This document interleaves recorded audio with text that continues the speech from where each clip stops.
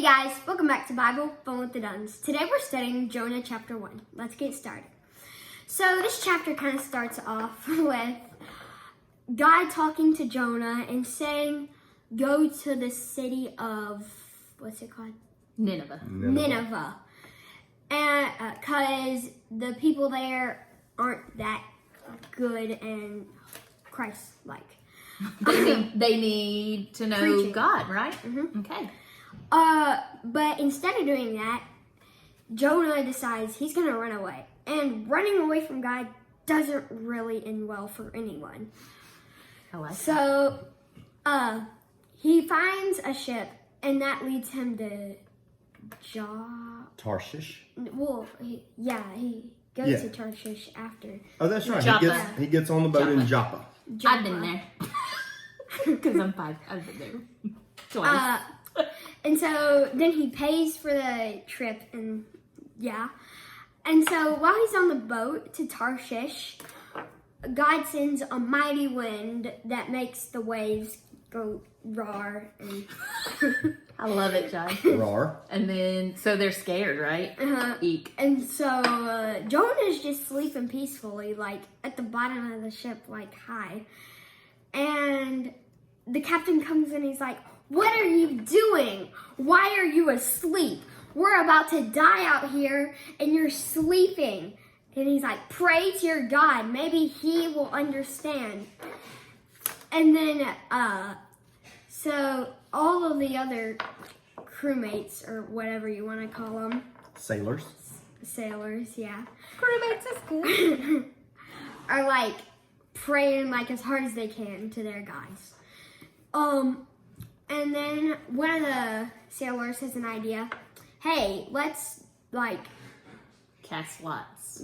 cast lots to see. We had a whole discussion on casting lots. Basically, it's like pulling a straw. Like all of the straws are the same size except for one, and then you can't see which one is the different one. And whoever gets the shorter one is the one who did it. Basically, They were a little bit superstitious, and they wanted a sign. They wanted to know whose fault is this and how can we fix it. They weren't superstitious, but they were a little stitious. I knew that was good. But basically, it landed on Jonah. And they're like, tell us what you've done. Tell us where you're from. Tell us who your people are. And he's like, I am Hebrew. My God is... Yahweh? Huh? Okay. The one true God?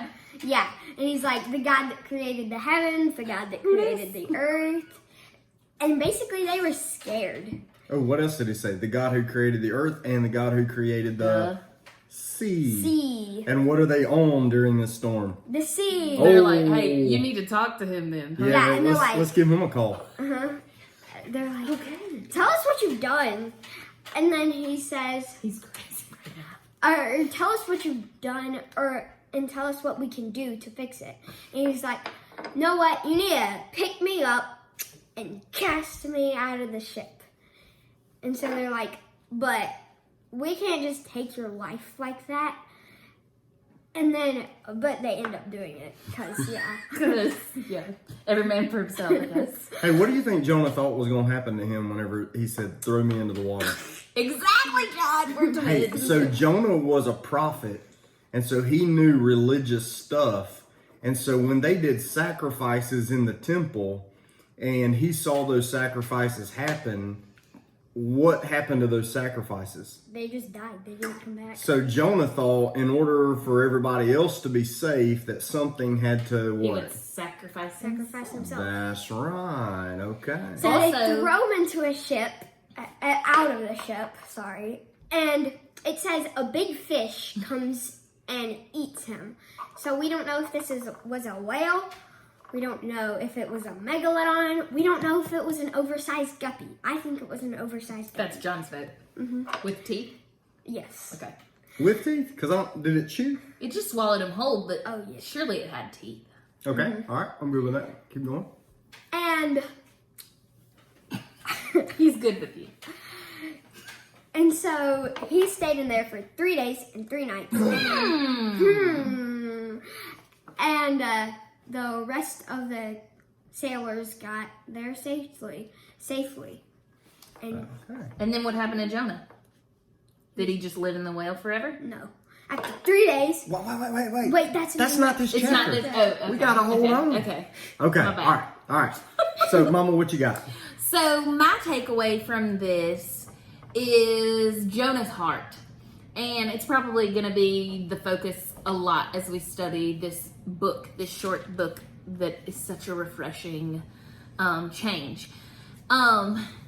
Ninevites were the enemies of Jonah and his people, and they had not treated them well. And so it was a big deal for God to say, hey, first of all, you think God knows Jonah's heart before he gives him this job? Yes. I bet yes. You think this is on purpose? I bet yes. To work some stuff out in Jonah's heart? I think so too. And so Jonah, he could very possibly be going to send a salvation message to his very enemies. Maybe the people who were responsible for murdering his family or his friends. And so this is a hard ask for Jonah to just be like, oh, yay, my enemies, let's go, make sure they are saved.